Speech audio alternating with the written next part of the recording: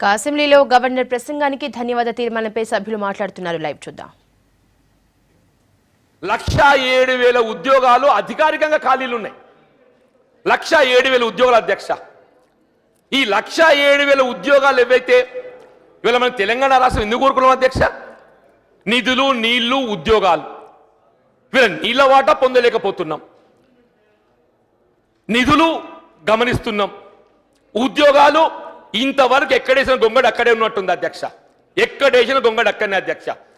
1,07,000 ఉద్యోగాలు ప్రభుత్వం అధికారికంగా ఖాళీలను భర్తీ చేసుకోలేకపోతుందంటే మరి నేను ఏ విధంగా మరి ప్రభుత్వాన్ని నేను సూచన చేయాలని నాకైతే దోసలేదు అధ్యక్ష అంటున్నాను. ఇలా Telangana public service commission constitute చేసిన సంతోషం. మొన్న మా పార్టీకి వెళ్ళి ఏదైతుందో డెలిగేషన్ పోతే మన Telangana public service commission chairman Chakrapani గారు అన్లెస్ గవర్నమెంట్కి రిక్వెజిషన్ రాదు నేనేం చేస్తానయ్యా, పోస్ట్ ఫిల్లింగ్ కొరకు ఏదైతుందో గవర్నమెంట్కి రిక్వెజిషన్ వస్తే నేను ఐ కెన్ ఇనిషియేట్. ప్రభుత్వం కింద మాకు ఇంకా ఏ విధమైనటువంటి ఒక రిక్వెజిషన్ వస్తలేదు పోస్ట్ నింపడానికి. ఇవాళ ఏదైతున్నదో గ్రూప్ 2A కానివ్వండి, గ్రూప్ 3A కానివ్వండి, డిఎస్ఏ కానివ్వండి, ఇవాళ ఏదైతుందో అధ్యక్ష టీపీఎస్సీకి సంబంధించి వారు ఒక అంశాన్ని లేవనెత్తినారు అధ్యక్ష.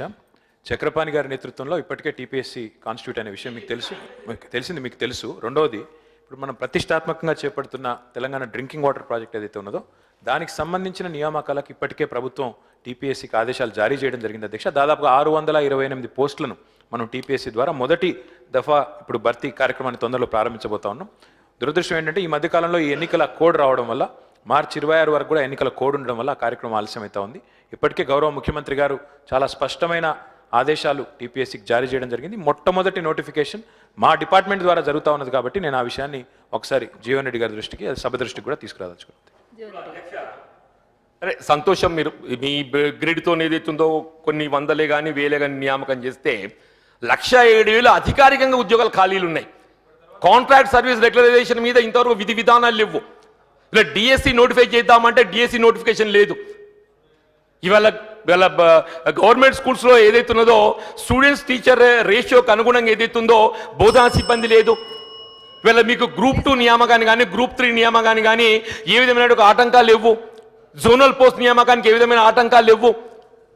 ఇవాళ ఏదైతే ఏ విధమైన ఆటంకాలు లేకుండా మీకు నియామకం చేసే అవకాశం ఉండి కూడా 9 మాసాలు గడిచిపోయినా ఇవాళ ఎలక్షన్ నోటిఫికేషన్ వచ్చిందండి మీకు 10 రోజుల క్రితం. అంతకంటే ముందు మనం ఏం పని చేయలేదు కదా. దయచేసి ఏదైతుందో కొంచెం సత్వరమే దాన్ని రియాక్ట్ కావాలని చెప్పని పేర్కొంటూ, ఇలా పరిశ్రమల గురించి మరి గౌరవ మంత్రి గారు బాగా ఉత్సాహంగా చేస్తున్నట్టు కనబడుతుంది పత్రికలు చూస్తే. సిర్పూర్ పేపర్ మిల్ అయితే 6 మాసాలన్నీ షట్ డౌన్ అయిపోయింది. సిర్పూర్ పేపర్ మిల్ దాదాపు 4,000 మంది కార్మికులు ఏదైతుందో అందులో ఉపాధి పొందుతున్న అధ్యక్ష. మా పెద్ద నాయి నరసింహరెడ్డి గారు లేరు ఇక్కడ, వారు దాని యూనియన్ ప్రెసిడెంట్ నాయి నరసింహరెడ్డి గారు. న్యాచురల్గా ఆయన మీద బాధ్యత ఉంటుంది. మరి సిరిపూర్ పేపర్ మిల్ ఎందుకు క్లోజ్ అయిందో కూడా ఎవరికి తెలియదు. ఇవాళ నార్కట్పల్లి అనుకుంటా నల్గొండ జిల్లా ఓసీటీఎల్ ఉన్నది, దానికి మా నరసింహరెడ్డి గారి యూనియన్ లీడర్ ప్రెసిడెంట్. మొత్తం కార్మికులందరూ రోడ్డు మీద పడిపోయిండ్రు. వాడు ఏదైతుందో ఎక్కడికో బయట రాష్ట్రం వెళ్ళి పట్టుకొచ్చి ఏదైతుందో ఓసీటీలో ఫ్యాక్టరీ నడిపిస్తున్నాడు. మరి ప్రభుత్వం ఏం చేస్తుంది? వీళ్ళ లేబర్ మినిస్టర్ ఏదైతుందో రికన్సిలేషన్ కొరకు మీటింగ్ ఏర్పాటు చేస్తే మేనేజ్మెంట్ రెస్పాండ్ కాదు. వీళ్ళ మంత్రి గారు రికన్సిలేషన్ కోసం మీటింగ్ ఏర్పాటు చేస్తే మేనేజ్మెంట్ రెస్పాండ్ కావటం లేదు అంటే ఇంతగానే దురదృష్టం ఏముంటుంది అధ్యక్ష? వీళ్ళ రెంటికి రెండు కూడా మా పెద్ద నాయన రెడ్డి గారి నాయకత్వంలో ఉన్నాయి అధ్యక్ష అని చెప్పంటున్నా. వీళ్ళు దయచేసి వీళ్ళ సింగరేణి వాలంటరీ రిటైర్మెంట్ స్కీమ్ తీసుకున్నటువంటి యొక్క ఎంప్లాయీస్ డిపెండెంట్స్ ఉద్యోగాల అధ్యక్ష. వీళ్ళ గౌరవ ముఖ్యమంత్రి గారు పలుమార్లు విజ్ఞప్తి చేసిండ్రు. వీళ్ళ విఆర్ఎస్ తీసుకున్నటువంటి ఒక సింగరేణి ఎంప్లాయీస్ పిల్లలకి ఏదైతున్నదో డిపెండెంట్ ఎంప్లాయ్మెంట్ ఇవ్వడము, ఇప్పించడము ఈ ప్రభుత్వం ప్రధాన బాధ్యతగా భావిస్తుందని చెప్పి పేర్కొన్న అధ్యక్ష అని చెప్పండి. వాళ్ళు రోడెక్కిండ్రు, వాళ్ళు ఏదో చలో పాదయాత్ర, వాళ్ళు పాదయాత్ర చేస్తున్న సింగరేణి కార్మికులు. ఇవాళ పరిశ్రమలు అంటే మరి ఎక్కడ కనబడుతున్న అధ్యక్ష? వీళ్ళు ఈ హైదరాబాద్ రంగారెడ్డి చుట్టూ కనబడేటట్టు ఒక సాఫ్ట్వేర్ కంపెనీల పరిశ్రమలు అనుకుంటే మరి ఎట్లా అధ్యక్ష? దయచేసి ఏదైతుందో ఇవాళ మీకు తెలియదు కాదు, మన Nizam sugar factory madam, Nizam sugar factory ఏదైతుందో గౌరవ ముఖ్యమంత్రి గారు ఎన్నికల్లో నిజాం షుగర్ ఫ్యాక్టరీ మేము టేక్ ఓవర్ చేస్తాం, ఇవాళ షుగర్ కేన్ రైతాంగానికి ఏదైతుందో మేము బాత్ర నిలుస్తాం, మేము అండగా నిలుస్తాం, ఏ ఇబ్బందులు కలగకుండా చూస్తామని చెప్పింది అధ్యక్ష. ఇలా మల్లాపూర్లో మెట్పల్లి నియోజకవర్గం అధ్యక్ష, షుగర్ కేన్ రైతాంగం ఈ సంవత్సరం వాళ్ళు ఫ్యాక్టరీకి సరఫరా చేసినటువంటి ఒక చెరుకు ఏదైతే గాడిందో దాని ప్రైస్ కూడా వాళ్ళు పొందలేకపోయింది అధ్యక్ష. అంటూ నేను ఇవాళ 2260 రూపాయలు వాళ్లకు సపోర్ట్ ప్రైస్ ఫ్యాక్టరీకి వెళ్ళొస్తే 340 రూపాయలు ప్రభుత్వం ఇస్తా అని చెప్పింది అధ్యక్ష. మరి రాలేదు, జియో వచ్చింది కానీ డబ్బులు రాలే. ఇప్పియే ఇప్పించండి. నేను కోరేది అదే కోరుతున్నాను, ఇప్పించమని చెప్పని. కాగితాలకే పరిమితం కావద్దు, దాన్ని అమలు కావాలని కోరుతున్నాను. ఇవాళ ఏదైతుందో ప్రభుత్వం 340 రూపాయలు ఇవ్వడానికి జియో ఇచ్చిందని చెప్పి పేర్కొంటున్నారు, సంతోషం అధ్యక్ష. మరి ఫ్యాక్టరీ యాజమాన్యం ఇచ్చే 2260 రూపాయలు వాడే అది ఎక్కడ పోతుంది? ఇవాళ పేద రైతాంగం యొక్క కష్టార్జితం అధ్యక్ష అది, అది చెల్లింపు లేదు అధ్యక్ష. వీళ్ళ మెదక్ కానీ జహీరాబాద్ కానీ మీరు దయచేసి ఏదైతుందో ఇంకెక్కడెక్కడ ఉన్నాయో నాకు పురాగా తెలియదు, ఖమ్మం కానీ ఇవాళ ఏదైతుందో గౌరవ ముఖ్యమంత్రి గారు పోయిన గవర్నర్ అడ్రస్ లో నిజామాబాద్ చెరుకు విత్తన పరిశోధన కేంద్రాన్ని ఏర్పాటు చేస్తామని చెప్పింది అధ్యక్ష. చెరుకు విత్తన ప్రదర్శన క్షేత్రం ఏమో కానీ అసలు చెరుకే కనబడకుండా పోయేటట్టుంది అధ్యక్ష ఈ ప్రభుత్వ విధానం చూస్తే. అసలు Nizam sugar factory take over మీద ప్రభుత్వ విధానం ఏంటి అనేది కూడా ఈ స్పష్టత లేకుండా ఎట్లా అధ్యక్ష అని చెప్పి అంటున్నాయి. ఇవాళ హెల్త్ కు సంబంధించి ఇవాళ ఉస్మానియా గాంధీకి 100 కోట్లు మేము పోయిన బడ్జెట్ లో పెట్టింది అధ్యక్ష. మేము చాలా సంతోషపడ్డాం.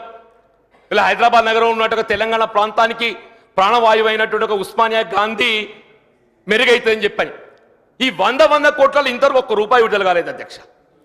ఉస్మానియా గాంధీ మా మిత్రుడు అన్నట్టు ఏదైతుందో ఇవాళ ఏరియా ఆసుపత్రి కానీ డిస్ట్రిక్ట్ హెడ్ క్వార్టర్ హాస్పిటల్స్ ను సూపర్ స్పెషాలిటీ హాస్పిటల్ చేస్తా అని చెప్పింది అధ్యక్ష. జిల్లా కేంద్ర ప్రభుత్వ ఆసుపత్రులను సూపర్ స్పెషాలిటీ హాస్పిటల్ చేస్తా అని చెప్పింది అధ్యక్ష. ఇవాళ అక్కడ నెఫ్రాలజిస్ట్ లేడు, యూరాలజిస్ట్ లేడు. జిల్లా ప్రభుత్వ కేంద్ర ఆసుపత్రుల పరిస్థితి ఇవాళ చెప్పుకొని లేని దీనావస్థలు ఉందని చెప్పంటే మరి ఆశ్చర్యం కలుగుతుంది అధ్యక్ష అని చెప్పంటున్నా. ఇవాళ నిజాం ఆసుపత్రి అధ్యక్ష, ఇవాళ మనకు ఉన్నటువంటి ఒక ఏకైక అటానమస్ అనండి, దాన్ని మనం ఏదైనా బెటర్ ఫెసిలిటీ ట్రీట్మెంట్ కావాలంటే ప్రభుత్వ పరంగా నిమ్స్ను మనం ఆశ్రయిస్తాం. ఆడ వెంటిలేటర్ లేదని చెప్పని పేషెంట్స్ రిఫ్యూజ్ చేస్తుంది. వెంటిలేటర్ సమకూర్చలేము, వెంటిలేటర్ సౌకర్యం లేదు అని పేషెంట్స్ రిఫ్యూజ్ చేస్తున్నారు అధ్యక్ష. 50% out of 375 150 treating doctor post are vacant. Out of 375 150 treating doctor post are vacant అధ్యక్ష. ఇలా బీబీ నగర్ నిమ్స్ ఆసుపత్రి ఉన్నది అధ్యక్ష, భవన నిర్మాణం అయిపోయింది. నేను ఇంత మంచిగా చెప్తున్నా అధ్యక్ష, భవన నిర్మాణం అయిపోయింది. మనం ఏదైతుందో ఆ బీబీ నగర్ నిమ్స్ ఆసుపత్రి ఆరంభానికి ఏదైతుందో మరి ఏమైనా చర్యలు చేపట్టండి అధ్యక్ష. దయచేసి ఏదైతున్నదో ఇవాళ కార్యరూపం దాల్చాలి. వీళ్ళ ప్రకటనలో అందరం చేస్తున్న ప్రకటనల సమస్య కాదు, వీళ్ళ కార్యరూపం దాల్చాలని చెప్పని నేను పేర్కొన్న అధ్యక్ష. ఇవాళ ఎస్సీ వెల్ఫేర్ సంబంధించి ఇవాళ మీరు 3 ఎకరాలు ఇస్తామని చెప్పిన సంతోషం అధ్యక్ష. మొత్తం మొన్న అంతా 600 కుటుంబాలకు ఇచ్చింది అధ్యక్ష. మొత్తం రాష్ట్రంలో 600 కుటుంబాలకు ఇచ్చింది అధ్యక్ష. ఇవాళ మొత్తం దాదాపు ఒక 8 నుండి 10 లక్షల నిరుపేద దళితులు ఏదైతుందో వ్యవసాయంపై ఆధారపడ్డ వ్యవసాయ కూలీల కుటుంబాలు ఉన్నాయి అధ్యక్ష. అంటే 10 లక్షల కుటుంబాలని మనం లెక్క తీసుకుంటే 30 లక్షల ఎకరాలు మీరు ఎప్పుడు సేకరణ చేయగలుగుతారో చెప్పి అడుగుతున్నా అధ్యక్ష. ఇవాళ మరి మీ బడ్జెట్ కేటాయింపులు ఏంటి? అది నినాదానికి పరిమితం మీద ఎట్లా? వీళ్ళ గత ప్రభుత్వాల హయాంలో yes it's a good programme, definitely it's a good programme. మీరు దాన్ని ఏ విధంగా కార్యరూపం ఇస్తారో ఆలోచన చేయండి. ఇవాళ గత ప్రభుత్వాల హయాంలో అధ్యక్ష మీకు తెలియంది కాదు, ఇవాళ 20 లక్షల ఎకరాల భూమి 10 లక్షల కుటుంబాల్లో పంపిణీ చేయడం జరిగింది. నేనేమంటున్నా మేడం, ఇవాళ మీరు కొత్తగా భూమి కల్పించేది ఇది ఒక కార్యక్రమం, దీన్ని మీరు అమలు చేయండి. కానీ గత ప్రభుత్వాల హయములో ఏ నిరుపేద దళితులకు భూ పంపిణీ చేయడం జరిగిందో దాదాపు 10 లక్షల దళిత కుటుంబాలకు 20 లక్షల ఎకరాలు పంపిణీ చేయడం జరిగింది. దాన్ని సాగులోకి తీసుకురావడానికి కొరకు ఏదైతున్నదో మీరు కార్యక్రమాన్ని చేపట్టారు. జీవన్ రెడ్డి గారు అంతేగానే అంతేగాని ఏదైతున్నదో మేమిచ్చిన భూమికే నీళ్ళు ఇస్తాం, జీవన్ రెడ్డి గారు మేమిచ్చిన భూమిని సాగు చేస్తాం, గత ప్రభుత్వాలు ఇచ్చింది వాళ్ళ దగ్గరకే పోందని చెప్పంటే వాళ్ళకి పోవాలి అధ్యక్ష. దయచేసి ఏదైతుందో ఏ ప్రభుత్వమైనా ఆ నిరుపేద దళితులకు అండగా నిలవడం మన బాధ్యత. దయచేసి ఆ భూమిని సాగులో తేవడానికి కార్యక్రమం చేపట్టడం అధ్యక్ష. లక్ష్మణ్ గారు హౌసింగ్ ప్లీజ్, మేము ఇంత బాగా చెప్తున్నాం హౌసింగ్ ప్రోగ్రామ్ నేను ఒక్కరిని మొదటమ్మా హౌసింగ్ ప్రోగ్రామ్ కాలేదమ్మా హౌసింగ్ ప్రోగ్రామ్ సభ్యులు కూడా మాట్లాడాలి కదండి, మిగతా పార్టీ సభ్యులు కూడా మాట్లాడాలి. గౌరవ ముఖ్యమంత్రి గారు దీనికోసం మాట్లాడదామని మా సభ్యులందరూ మిగతా సభ్యులకు అవకాశం వస్తుంది. హౌసింగ్ ప్రోగ్రామ్ మీరు ఎన్నికల్లో 3 లక్షలు అన్నారు, దాన్ని 3.5 లక్షలు చేసిండ్రు. మేము సంతోషపడ్డాం. గౌరవ ముఖ్యమంత్రి గారు ఏదైతుందో నిజంగా పేదలకు అండగా నిలుస్తున్నారని చెప్పండి. దాదాపు 9 మాసాలు గడిచిపోయి సంవత్సరం గడుస్తున్నది, ఇంతవరకు అసలు కార్యక్రమం ఏంది ఎవరికి తెలుసలేదు. ముఖ్యమంత్రి గారు సనత్ పోయి అక్కడ కొన్ని ఇళ్ళు మంజూరు ఇచ్చిండు, పేపర్ చదివినాం. హన్మకొండ పోయి ఆడ కొన్ని ఇళ్ళు ఇచ్చినట్టు పేపర్ చదివినాం. మహబూబ్నగర్ కూడా చదివినాం. తప్ప మాత్రము ఎక్కడ మీరు ఇల్లు మంజూరు ఇచ్చడమే చూలేదు సార్. ఇవాళ ఏదైతున్నదో మీరు ఇది ఎప్పుడు ఆరంభిస్తారు, దాని యొక్క గైడ్ లైన్స్ ఏంటి, దాని అర్హత ఏంటి, ఎవరికి ఇవ్వబోతారు, అదైతే మాకు తెలియాలి కదా సార్. ఎవడైనా అర్హులకు హక్కులకు వాడిని వాళ్ళ అర్హతకు అనుగుణంగా అయితే మేము దానికి ప్రయత్నం చేస్తాం కదా. ఇలా బిల్లులు ఏదైతుందో ఇప్పుడు ఆ సాఫ్ట్వేర్ టెక్నాలజీకి వెళ్ళి పెండింగ్ బిల్స్ దాన్ని ఆ స్లేట్ తొలగించిందంట. ఆ సాఫ్ట్వేర్ టెక్నాలజీ వర్డ్ ఏదో మాకు తెలియదు సార్. ఏదో ఆ స్లేట్ తొలగించినట్టు హౌసింగ్ ఆ బిల్స్ పేమెంట్ డ్యూస్ ఉన్నటువంటి దాన్ని. ఇట్లయితే ఎట్లా సార్ అని చెప్పంటూ నేను ఇవాళ రిజర్వేషన్ మేడం, ఇవాళ రిజర్వేషన్ ప్లీజ్, ఇవాళ రిజర్వేషన్ ఎస్టీలకు ఏదైతుందో 12% ఇస్తామని చెప్పన్నారు. మీరు కమిటీ మొన్న కాన్స్టిట్యూట్ చేసి 9 నెలలు అయినాక ఇదే కమిటీ 9 నెలల ముందు కాన్స్టిట్యూట్ చేసినట్టయితే ఇప్పటికో షేప్ తీసుకుంటున్నాయి కదా. ఇవాళ మైనారిటీస్కి ఏదైతుందో ముస్లింస్కు అల్పసంఖ్యాక వర్గాలు 12% రిజర్వేషన్ ఇస్తామని చెప్పన్నారు. మొన్న మార్చ్ 1st వీక్లా వాళ్ళ ఒక కమిషన్ వేసిండ్రు వాళ్ళ సామాజిక ఆర్థిక వెనుకబాటుతనాన్ని స్టడీ చేయడానికి. ఈ కమిషన్ 9 మాసాల ముందేస్తే ఇప్పటికి రిపోర్ట్ వస్తుండే. అంటే మనం ఎక్కే రైలు ఏదైతుందో సంవత్సర కాలం లేట్ నడుస్తుంది. దయచేసి గమనించండి. ఇలా ఎస్టీలకు ఏదైతున్నదో మీరు 12% రిజర్వేషన్ ఇవ్వాలని సంకల్పించినట్టయితే ఇలా మీరు బడ్జెట్ కేటాయింపు 9.34 అని చెప్పారు. 2 నిమిషాల్లో కంక్లూడ్ ప్లీజ్ ప్లీజ్ నేను వేరే సభ్యులను ప్లీజ్ ప్లీజ్ ఇవాళ ఏదైతుందో నేను తుది పాయింట్ మాట్లాడుతున్నా. ఇవాళ కళ్యాణ లక్ష్మి కార్యక్రమం చేపట్టింది అధ్యక్ష. Kalyana Lakshmi definitely it's a good programme. ఇవాళ పెళ్లికి 50,000 సాయం చేస్తామన్నారు. మరి బంగారు తల్లి ఏమైంది? బంగారు తల్లి 51,000 అమ్మా, 51,000 బంగారు తల్లి ఏమైంది? బంగారు తల్లి ఏదైతున్నదో పుట్టిన ఆడబిడ్డ పుట్టినప్పటికల్లా మొదలెడుకొని పెళ్లిడికి వచ్చేదాకా 50,000 రూపాయలు ప్రతి సంవత్సరం సాయం ఇస్తే పెళ్లికి 1,50,000 రూపాయలు ఇచ్చే ఒక కార్యక్రమం. ఇలా 1,50,000 రూపాయలు పెళ్లికి, విద్యకు 50,000, 2 లక్షలు ఇచ్చే బంగారు తల్లి పక్కకు పెట్టి నేను 51,000 ఇస్తున్నాను మీరు చెప్తున్నారు. ఇవాళ మా మిత్రులు లక్ష్మణ గారు వేసే ప్రశ్న ఉండే, దానిలో ఏమైనా స్పష్టత వస్తుందని చెప్పి అనుకున్నాను నేను. ఎందుకంటే ఇలా హౌస్ డిబేట్ డిస్కషన్కి వస్తుంది కాబట్టి దాన్ని వాయిదా వేసి చూడండి అంటూ నేను. ఇలా ఆసరాకు సంబంధించి జీవనభృతికి సంబంధించి గౌరవ మంత్రి గారు పోయిన సమావేశంలో ఆసరాకు చాలా స్పష్టత ఇచ్చింది. ఇంకొక 2-3 మిగిలి ఉన్నాయి సార్. ఈ భర్తలు ఇచ్చిపెట్టిన ఉన్నారు. జీవన్ రెడ్డి గారు ప్లీజ్. లక్ష్మణ్ గారు, గౌరవ సభ్యులు లక్ష్మణ్ గారు మీరు మాట్లాడండి. గౌరవ సభ్యులు లక్ష్మణ్ గారు మీరు మాట్లాడండి. లక్ష్మణ్ గారు మీ మైక్ ఆన్ అయిందండి. లక్ష్మణ్ గారు మీ మైక్ ఆన్ అయిందండి, మీరు మాట్లాడండి. జీవన్ రెడ్డి గారు, నేను ఒక 4 టైమ్స్ మిమ్మల్ని రిక్వెస్ట్ చేసిన, చాలా చాలా గౌరవ సభ్యులు మాట్లాడాలి, మీరు కన్క్లూడ్ చేయండి అని 4 టైమ్స్ అనౌన్స్ చేసినండి. ఇది కూడా మీది కూడా మంచి పద్ధతి కాదండి. ఆ 4 టైమ్స్ అనౌన్స్ చేసిన తర్వాత కూడా మీరు కనీసం దాన్ని 2 minutes లో కంప్లీట్ చేయండి. 2 minutes 2 minutes 5 minutes 2 minutes ఇవాళ మేడం అది అన్ని మెచ్చుకున్నా. ఇప్పుడు ఆసరా మెచ్చుకున్నా. ఇవాళ మేడం, ఇవాళ గౌరవ ముఖ్యమంత్రి గారు యాదగిరిగుట్ట అభివృద్ధి కొరకు ఏదైతుందో ప్రత్యేకంగా సంవత్సరాన్ని 100 కోట్లు కేటాయింపు చేస్తామని చెప్పింది అధ్యక్ష. చాలా సంతోషం. ఇవాళ యాదగిరిగుట్ట పుణ్యక్షేత్రం కాకుండా పర్యాటక కేంద్రం కూడా. హైదరాబాద్కి వెళ్ళిపోయేటటువంటి వాళ్ళందరూ కూడా యాదగిరిగుట్ట పోతారు. కానీ మా వేములవాడ రాజేశ్వర స్వామి ఏం తప్పు చేసింది అధ్యక్ష?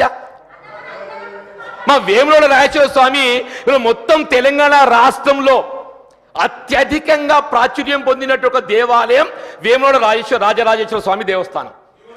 లక్షలాది మంది భక్తులు అందరు నిరుపేద అధ్యక్ష. కొంగు బంగారం ఆ బోలా శంకరుని వేడుకుంటే ఆయన కాదనలేదు అధ్యక్ష. ఇవాళ తెలంగాణ రాష్ట్రం ఉద్యమం బలోపేతం కావడానికి, రాష్ట్ర ఏర్పాటు సంకల్పం ఇవాళ కార్యరూపం దాల్చడానికి ఆ వేములవాడ రాజేశ్వర స్వామి ఆశీర్వచనం అధ్యక్ష. కనీసం పట్టు వస్త్రాలు నోసుకోలేదు అధ్యక్ష. పట్టు వస్త్రాలకు ముఖ్యమంత్రి గారి కానీ సమయం చిక్కలేదు. మా దేవాదాయ శాఖ మంత్రి గారు రాలేదు. మా జిల్లాలో 2 మంత్రులు వాళ్ళకేం కోపం వచ్చిందో వాళ్ళు రాలేదు. ఆఖరికి జిల్లా కలెక్టర్ గారు పట్టుకొచ్చింది అధ్యక్ష. జిల్లా కలెక్టర్ గారు నేనేమంటున్నా, మీరు యాదగిరి లక్ష్మీనరసింహ స్వామిని మీరు ఏం చేస్తారో చేయండి, అది పర్యాటక కేంద్రం కాబట్టి చేయండి. వేములవాడ గురించి కూడా పట్టించుకోండి. వేములవాడకు 100 కోట్లు ఇవ్వండి. వేములవాడ ఇంకా మిగతా దేవాలయాలు ఉన్నాయి, వేములవాడకు 100 కోట్లు ఇవ్వండి. ఇవాళ అధ్యక్ష, ఇవాళ ముఖ్యమంత్రి గారు ఏదైతుందో తెలంగాణ రాష్ట్ర ఏర్పాటు సంకల్పంతోనే కానివ్వండి గాక, ఇవాళ ఏ ఆలోచనతోనైనా కానీ వాళ్ళ మొక్కులు ఏదైతుందో తీర్చుకున్నారు. మొక్కులు మొక్కింది. మరి ఈ మొక్కుటానికి ఆంధ్రదేవులు దొరికింది అధ్యక్ష. మీ పద్మావతి అమ్మగారు కావాలి, బెజవాడ కనకదుర్గమ్మ గారు కావాలి. గౌరవ సభ్యులు లక్ష్మణ్ గారు మీరు మాట్లాడండి ప్లీజ్. లక్ష్మణ్ గారు మీరు మాట్లాడండి. మీరు మాట్లాడకపోతే వేరే సభ్యులకు వస్తుంది మైకు. దయచేసి లక్ష్మణ్ గారు మీరు మాట్లాడండి. గౌరవ సభ్యులు లక్ష్మణ్ గారు మీరు మాట్లాడండి. లేదండి, జీవన్ రెడ్డి గారు, నేను చాలా సందర్భాల్లో మీకు రిక్వెస్ట్ చేసిన మీరు కూడా you have to respect the chair please. గౌరవ సభ్యులు లక్ష్మణ్ గారు మీరు మాట్లాడండి. లక్ష్మణ్ గారు మీకు మైక్ కానుంది. లక్ష్మణ్ గారు మీకు ఆ మైక్ వచ్చిందని మీరు మాట్లాడకపోతే వేరే సభ్యులు పిలుస్తాను. నేను ఆల్రెడీ చాలాసార్లు రిక్వెస్ట్ చేసిన. జీవన్ రెడ్డి గారు, మీరు సీనియర్ సభ్యులు, మీకు అన్ని తెలుసు, సభా మర్యాదలు తెలుసు. మీరు చాలా సందర్భాల్లో మీరు శాసనసభ్యులుగా ఉన్నారు, మంత్రిగా ఉన్నారు, మీకు సభా మర్యాదలు కూడా తెలుసు. కాబట్టి దయచేసి ఇన్నిసార్లు ఒక చైర్తో ఇన్నిసార్లు చెప్పించుకోవద్దండి. మీరు మాట్లాడండి. 1 minute కంక్లూడ్ చేయండి. కూర్చోండి. మేడం అధ్యక్ష, నేను ఎక్కువ సమయం తీసుకున్నాను అధ్యక్ష. సరే, మీరు ఆంధ్రదేవులకే మొక్కుకోండి. కానీ నేనేమంటున్నా, ఆ సీజేఫీలకి పట్టకపోయేదైతే మీరు మొక్కులు తీర్చుకున్నారు. ఆ సీజేఫీలకి పట్టకపోయే మొక్కులు తీర్చుకోవడంతో ఇవాళ పురాతనమైనటువంటి ఒక జీర్ణోద్ధరణ దేవాలయాల పరిస్థితి ఇవాళ అగమ్య గోచరం మారింది. నేను దాని గురించి చెప్తున్నా అధ్యక్ష అని చెప్పంటున్నా. దాని చివరి అధ్యక్ష, వీళ్ళ వాస్తు అనేది మన విశ్వాసానికి సంబంధించి. వీళ్ళ ఎవరి విశ్వాసాలు వాళ్ళకు ఉంటాయి అధ్యక్ష. మీ విశ్వాసం ఏం కాదనడం లేదు. కానీ ఏదైతుందో మీ విశ్వాసం యొక్క భారము రాష్ట్ర ప్రజల మీద పడకూడదు అధ్యక్ష. చిన్న క్లారిఫికేషన్ ఇవ్వండి అధ్యక్ష. గౌరవ సభ్యులు జీవన్ రెడ్డి గారు పదే దేవుళ్ళ గురించి వెళ్ళి ప్రస్తావిస్తూ మీరు ఆంధ్ర దేవుళ్ళు మాట్లాడుతున్నారు.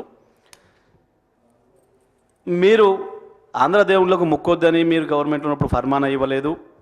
దేవుళ్ళని అన్నాడు మీరు వేరు చేసి ఇది ఆంధ్ర దేవుని తెలంగాణలో చెప్పలేదు. ఒకటి మాత్రం మేము చెప్పగలం స్పష్టంగా, మీ కిరణ్ కుమార్ రెడ్డి, మీ రాజశేఖర్ రెడ్డిల కంటే పద్మావతి అమ్మవారిని కనకదుర్గ అమ్మవారిని నమ్ముకోవడంలో తప్పుందని మేము అనుకోవడం లేదు. మేము వాళ్ళకు భజనలు చేయలేదు, వాళ్ళకు మేము మొక్కలేదు. మేము మొక్కింది దేవుళ్ళు ఎక్కడైనా ఒకరే అనుకున్నాం. దయచేసి పదే ప్రస్తావించకపోతే మంచిదని చెప్పి గౌరవ సభ్యులకు నేను తెలియజేస్తాను. ఎవరి విశ్వాసం వాళ్ళది. మీకు ఆంధ్ర దేవుళ్ళ మోజుంటే ఆ కళ్ళకి మొక్కురు మేము వద్దరం. నేనేమంటే వాస్తు అనేది మన విశ్వాసానికి సంబంధించి ఎవరి విశ్వాసం వాళ్ళది. కానీ నేనేమంటాను అధ్యక్ష, ఇవాళ మీ విశ్వాసం యొక్క భారం ఏదైతున్నదో రాష్ట్ర ప్రజానీకంపై పడకూడదు, రాష్ట్ర ప్రజలపై పడకూడదు అని చెప్పి అంటున్నాను. ఇవాళ ఏదైతుందో మీరు సెక్రటేరియట్ పట్టుకపోయి ఎర్రగడ్డకు తరలిస్తా అని చెప్పారంటే దాని పర్యవసానము ఈ రాష్ట్ర ఖజానా మీద పడేట అవకాశం ఉంది అధ్యక్ష. ఈ రాష్ట్ర ప్రజల మీద పడేట అవకాశం ఉంది అధ్యక్ష. ఎర్రగడ్డ ఎక్కడ ఉంది అధ్యక్ష? ఇవాళ కర్ణాటక బార్డర్లు ఉన్నది. మొత్తం తెలంగాణ రాష్ట్రం ఉంది. ఇక్కడ ఉంటే కర్ణాటక బార్డర్కు ఇవాళ రాష్ట్ర రాజధానికి వచ్చేటటువంటి ఒక ఏ పౌరుడే కానీ ఎర్రగడ్డకు పోవాలంటే అదనంగా 30 కిలోమీటర్ల భారం అయితే అధ్యక్ష. దయచేసి ఏదైతుందో మీ విశ్వాసాలకు ఈ రాష్ట్ర ప్రజలను మా మీద భారం వేయకండి, రాష్ట్ర ఖజానా మీద భారం వేయకండి. ఇవాళ మీ నిజంగా మంచి కార్యక్రమం చెప్పండి, నేను సంతోషపడతాం అధ్యక్ష. ఇలా రాష్ట్ర గవర్నర్ గారు ఏదైతున్నదో రాష్ట్ర గవర్నర్ గారికి ధన్యవాదాలు అధ్యక్ష.